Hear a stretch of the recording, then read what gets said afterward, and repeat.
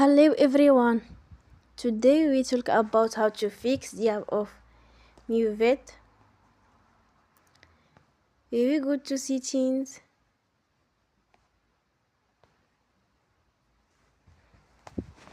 Then we click on apps. After that we search the app Moovit and we click. We will on for stop. After that we go to storage. Then we click on clear cache.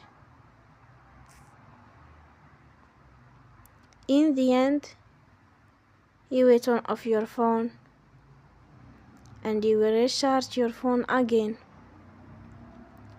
Don't forget to support us by like and subscribe.